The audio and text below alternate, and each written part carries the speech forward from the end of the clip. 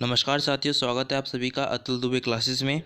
कल आपने कमेंट किया था कि उपसौर और अपसौर के बारे में बताइए। आपने मैंने जो क्वेश्चन की सीरीज लाए थे उसमें बड़े सारे क्वेश्चन बन रहे थे उपसौर तथा अपसौर के बारे में। तो आपने कमेंट कहा था 2-3 बच्चों ने कि इनके बारे में बताइए, तो मैं बता देता हूँ। उपसौर क्या होता है, बड़ा आसान है ये।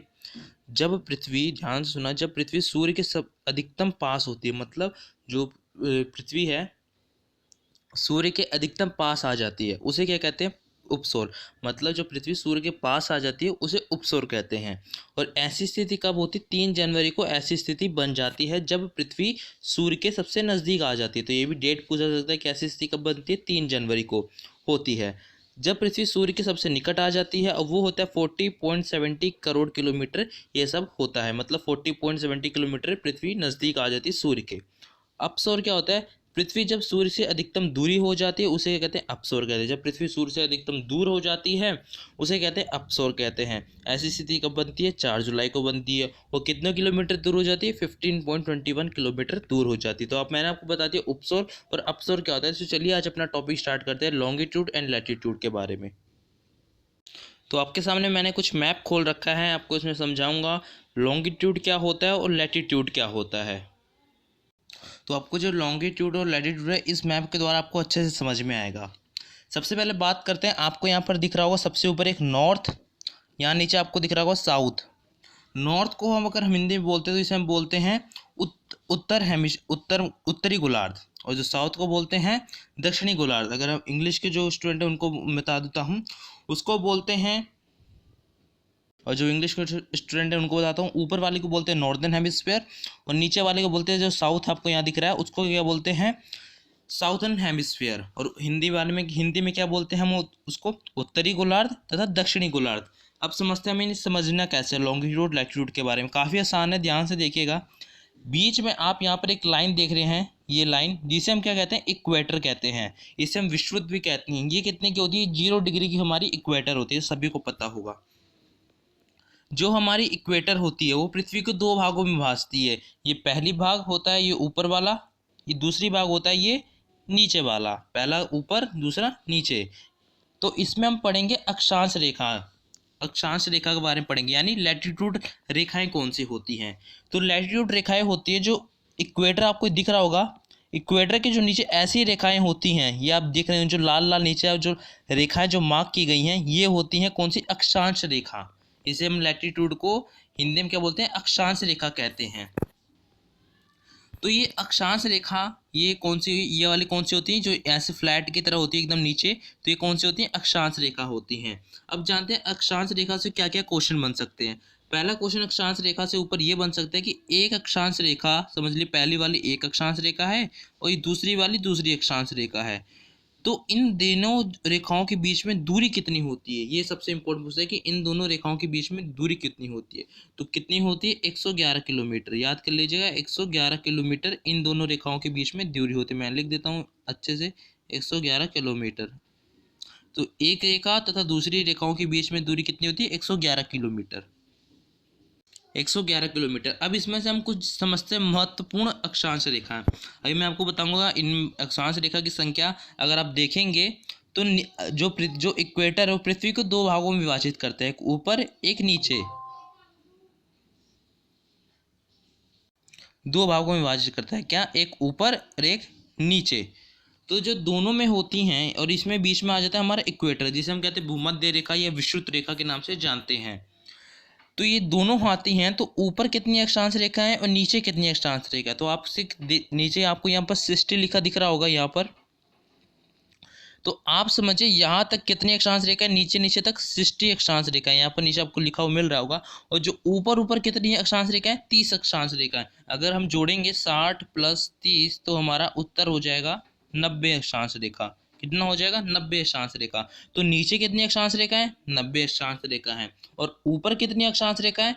90 अक्षांश रेखा। दोनों दोनों 90 है। अगर आपसे पेपर में पूछे कि दक्षिण गोलार्ध में कितनी अक्षांश रेखा है, यानी साउथ हेमिस्फीयर में, तो आप कितना बोलेंगे? 90 अक्षांश रेखा, क्योंकि 60 + 3 कितना होता है? 90 होता है। अगर आपसे पूछेगा कि उत्तर उत्तरी गोलार्ध में कितनी अक्षांश रेखा है, उत्तरी गोलार्ध में कितनी अक्षांश रेखा, तो आप क्या बोलेंगे 90 अक्षांश है, क्योंकि ऊपर भी कितनी है 90 अक्षांश रेखा है। अब अगर आपसे पूछे जो पृथ्वी में अक्षांश रेखाओं की संख्या कुल कितनी है, तो हम क्या करेंगे, ऊपर वाला 90 लेंगे और नीचे वाला 90 लेंगे और दोनों को प्लस करते हैं, कितना आ जाएगा 180 अक्षांश रेखा आ जाएंगी। कितनी आ जाएंगी 180 पृथ्वी में कुल अक्षांश रेखाएं हैं। तो ये आपको समझ में आ गया होगा।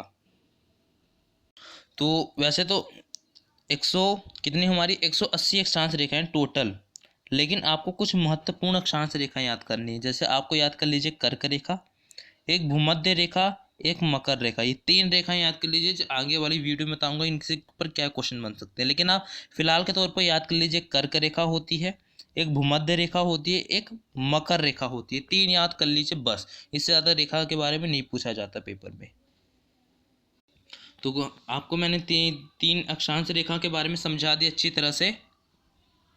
तो अब हम जानेंगे अक्षांश रेखा की डिफाइन, अक्षांश रेखा किस लिए काम आती हैं, पृथ्वी के किस काम में आती है अक्षांश रेखा। तो आपको मैं बता दूं अक्षांश रेखा किस लिए काम आती हैं, किसी भी देश का टेम्परेचर, ये वाली जो रेखाएं होती हैं ये किस काम के आती हैं, किसी भी देश का टेम्परेचर को जानने के लिए अक्षांश रेखा का उपयोग किया जाता है। ये टेम्परेचर एक पहला पॉइंट याद कर लीजिए, पहला पॉइंट क्या होगा टेम्परेचर, और दूसरा पॉइंट हमारा क्या होगा जलवायु परिवर्तन। पहला आप मान के चलिए, पहला किस लिए अक्षांश रेखा का उपयोग होता है, अगर आपसे पूछे किन 2 कारण से अक्षांश रेखा का प्रयोग किया जाता है पेपर में, तो आपने पहला क्या देना है कि टेम्परेचर के मामले में अगर किसी देश का टेम्परेचर जानना है तो अक्षांश रेखा का प्रयोग किया जाता है। अगर किसी देश का जलवायु परिवर्तन भी जानना होता है तो भी अक्षांश रेखा का प्रयोग किया जाता है। तो ये बस ये मोटा मोटा क्वेश्चन यही बनता है। अब हम अक्षांश रेखा की डिफाइन की ओर चलते हैं। विषुवत से उत्तर दक्षिण दिशा में स्थित किसी भी स्थान की कोणीय दूरी को अक्षांश कहते हैं। यह कोण पृथ्वी के केंद्र पे बनता है। ये कोण जैसे आप देखते हैं पृथ्वी का केंद्र कहाँ होता है, बीच का होता है, तो बीच में इक्वेटर होता है ना, तो ये क्या होता है विषुवत। विषुवत में उत्तरी भाग तथा दक्षिणी भाग में गोलार्ध में एक गोलवृत्त कहलाता है। काल्पनिक रेखाओं का एक ऐसा समूह जो पृथ्वी के चारों ओर पश्चिम दिशा से विषुवत रेखाओं के समांतर खींचा जाता है उसे अक्षांश रेखा कहते हैं। तो ये आपको अगर समझ में ना आए तो आप समझिएगा, जो हमारी पृथ्वी होती है उसको 2 भागों में विभाजित कर दिया जाता है। मतलब जो इक्वेटर होता है वो पृथ्वी को 2 भागों में विभाजित कर देता है। अभी आपको मैंने फोटो दिखाई थी, तो 2 भागों में, तो इसमें यही बताया गया है। तो पहला होता है, पहला हमारा कौन सा आ जाता है, एक उत्तरी गोलार्ध, एक दूसरा क्या आता है हमारा दक्षिणी गोलार्ध। आपको इसमें दिख रहा होगा विषुवत की उत्तरी भाग तथा उत्तरी गोलार्ध और दक्षिण गोलार्ध के भागों को क्या कहा जाता है, अक्षांश रेखा कहा जाता है। ये भी आंसर आ सकता है। तो आपको अक्षांश रेखा अच्छी तरह से समझ में आ गया होगा अक्षांश रेखा क्या होती हैं। अब हम बात करते हैं लॉन्गिट्यूड यानी देशांतर रेखाओं के बारे में। अक्षांश रेखा दोबारा रिवाइज करता हूँ, ये अक्षांश रेखा होती हैं जो विषुवत रेखा, जो इक्वेटर होता है उसको, जो इक्वेटर पृथ्वी को जब 2 भागों में विभाजित कर देता है, और जो उसके नीचे रेखाएं होती है उसे अक्षांश रेखा कहते हैं। उसकी जो डिफाइन लिखाई बताई थी मैंने, उसको कॉपी में नोट कर लीजिएगा और समझने की कोशिश करिएगा। अगला आ जाता है हमारा लॉन्गिट्यूड, जिसे हम हिंदी में कहते हैं देशांतर रेखाएं। क्या कहते हैं, देशांतर रेखाएं। अब समझते हैं देशांतर रेखाएं के बारे में। आप अपनी स्क्रीन के ऊपर कुछ एक साइड ब्लू इमेजेस देख रहे होंगे पृथ्वी के, एक साइड रेड इमेजेस देख रहे होंगे। इस साइड आप ब्लू दिख रहे होंगे और इस साइड आपको क्या दिख रहा होगा, रेड रेड दिख रहा होगा। जो पृथ्वी के हमने पढ़ा अक्षांश रेखा इस साइड होती हैं, और लेकिन जो देशांतर होती हैं वो ऐसी जाती हैं। किस तरह से जाती हैं, इस तरह से जाती हैं। 2 इमेजेस थी, ये इस तरह से जाती हैं, उसे क्या कहते हैं, देशांतर रेखा कहते हैं। अब देशांतर रेखा पूछा जाता है, अब देशांतर रेखा पृथ्वी को कैसे काटती हैं। एक होता है हमारा पश्चिमी गोलार्ध और एक हो जाता है हमारा पूर्वी गोलार्ध। इधर देख रहे हैं आप, इधर आपको दिख रहा होगा कि एक हमारा क्या हो जाता है पश्चिमी गोलार्ध और एक हमारा क्या हो जाता है पूर्वी गोलार्ध। तो पृथ्वी को 2 भागों में विभाजित पश्चिमी तथा पूर्वी गोलार्ध से कौन करता है, लॉन्गिट्यूड करता है, यानी देशांतर करता है। अब समझते हैं देशांतरों की संख्या अगर पूछी जाए तो अगर पूछी जाए पश्चिमी गोलार्ध में देशांतर की संख्या मानती यहाँ कितनी है पश्चिमी गोलार्ध में, वेस्ट में, तो 180 देशांतर की संख्या यहाँ है। और पूर्वी में पूछी जाए, पूर्व में देशांतर की संख्या कितनी है, तो 180 वहाँ भी है। अगर आपसे पूछे पृथ्वी में देशांतर की संख्या कितनी है, तो दोनों मिला के कितना हो जाएगा हमारा 360। दोनों मिला के कितना हो जाएगा, 180 आप प्लस करेंगे तो 360 देशांतर की संख्या कहाँ पर है, पूरे पृथ्वी में घिरी हुई है। अब देशांतर के ऊपर से 2-3 क्वेश्चन बनते हैं, मैं आपको बताता हूँ। छोटे मोटे क्वेश्चन बनेंगे, ज़्यादा नहीं बनेंगे।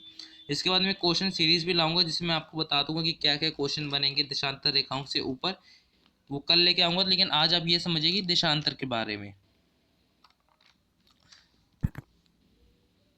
तो इसके ऊपर से मोटा मोटा क्वेश्चन ये बन जाता है 360, तो मैंने आपको बता दिया। आपसे ये भी पूछा जा सकता है कि देशांतर रेखा का प्रयोग किस लिए किया जाता है। इसको जैसे अक्षांश रेखा का प्रयोग किस लिए किया जाता है, टेम्परेचर जानने के लिए या जलवायु परिवर्तन के लिए किया जाता है। किसी देश का टेम्परेचर या किसी देश का जलवायु परिवर्तन के लिए अक्षांश रेखा का प्रयोग किया जाता है। अगर आपसे पूछे देशांतर रेखा किस लिए प्रयोग किया जाता है, तो देशांतर रेखा का प्रयोग किसी भी देश का समय तथा उसकी तिथि निकालने के लिए लॉन्गिट्यूड यानी देशांतर रेखा का प्रयोग किया जाता है। तो ये बनता है मोटा मोटा क्वेश्चन। अब हम डिफाइन की ओर चलते हैं। ग्रीनविच रेखाओं से किसी भी स्थान को कोणात्मक की कोण की तरह काटती हैं देशांतर रेखाएं कहते हैं। अगर आपको ये याद ना हो रहा तो आपको अच्छी अगर डिफाइन चाहिए तो आप ये भी ले सकते हैं। अथवा उत्तरी तथा दक्षिण ध्रुव में मिलाने वाली काल्पनिक रेखा को क्या कहते हैं, देशांतर रेखा करते हैं। सीधी डिफाइन लिखिए कि उत्तर तथा दक्षिण ध्रुव को मिलाने वाली रेखाओं क्या कहते हैं, देशांतर रेखा कहते हैं। देशांतर रेखा की लंबाई क्या होती है, बराबर होती है। ये देखिए, ये क्वेश्चन बन गया, देशांतर रेखा की लंबाई बराबर होती है। ये रेखाएं समांतर होती हैं, समांतर मतलब सीधी सीधी होती हैं। तथा यह रेखा उत्तरी तथा दक्षिण ध्रुव को एक बिंदु में जाकर मिल जाती हैं। आप देखे होंगे देशांतर रेखा ऐसे ऐसे जाती हैं, ऐसे मतलब ऐसे करके, एक ऐसे करके, तो उत्तर दक्षिण ध्रुव में जाके मिल जाती हैं। गोलाकार होने के कारण पृथ्वी में 24 घंटे में 360 डिग्री घूम जाती हैं। जो देशांतर रेखाएं गोलाकार होती हैं तो पृथ्वी गोल गोल से घूमती हैं, और जो अक्षांश रेखा होती है फ्लैट होती हैं। तो गोलाकार होने के कारण ये 24 घंटे में 360 डिग्री घूम जाती हैं। क्योंकि पृथ्वी 24 घंटे में, पृथ्वी एक जो अपना पूरा एक चक्कर लगाती है 24 घंटे में लगाती है। अब इसमें 24 घंटे में पृथ्वी अपना पूरा एक चक्कर लगाती है, लेकिन जब ये पूरी पृथ्वी में कितनी देशांतर रेखा है, 360 है, तो ये भी 360 बार अपने आसपास घूम जाती हैं। 1 डिग्री देशांतर की दूरी तय करने पृथ्वी को 4 मिनट का समय लगता है। एक देशांतर की अगर पृथ्वी को दूरी तय करनी है तो पृथ्वी को कितना समय लगता है, 4 मिनट का समय लगता है। तथा 2 देशांतर रेखाओं के बीच की दूरी को, मतलब समझ ही लीजिए, ये एक देशांतर रेखाएं कहीं हैं, ये दूसरी देशांतर रेखाएं, इन दोनों के बीच की जो दूरी है ना, उसको क्या कहते हैं, गोरे कहा जाता है। मैं आपको मैप के जरिए समझाता हूँ अभी, आप इस वीडियो में अच्छे समझेंगे। जैसे आप समझ रहे हैं, ये पहले देशांतर रेखाएं हैं और ये दूसरी देशांतर रेखाएं, और जो इनके बीच की जो दूरी है उसको क्या कहा जाता है, गोरे कहा जाता है। क्या कहा जाता है, गोरे कहा जाता है, गोरे। तो गोरे कहा जाता है इन दोनों के बीच की दूरी को। तो मोटा मोटा अगर तौर पर देखा जाए तो लैटीट्यूड और लॉन्गिट्यूड से बस इतने क्वेश्चन बनते हैं। आगे मैं सीरीज लाऊंगा, इसमें कल मैं 25 क्वेश्चन लेके आऊँगा जो कि लैटीट्यूड और लॉन्गिट्यूड से रहेंगे। उसके अलावा अगर आप इन दोनों वीडियो को देख लेते तो इसके अलावा मुझे नहीं लगता कि आगे क्वेश्चन पूछे जाएंगे। और इसमें एक टॉपिक भी आता है, समय कैसे निकाला जाता है, तो उसको भी बता दूंगा कि किसी देश का समय कैसे निकाला जाता है। तब तक के लिए इतना ही। अगर आपको वीडियो अच्छी लगी तो इस वीडियो सब्सक्राइब कीजिए, अपने दोस्तों को भी शेयर कीजिए जो कि किसी पेपर की तैयारी करें, उनको भी काफ़ी मदद करेगी ये वीडियो। तब तक के लिए जय हिंद, वंदे मातरम।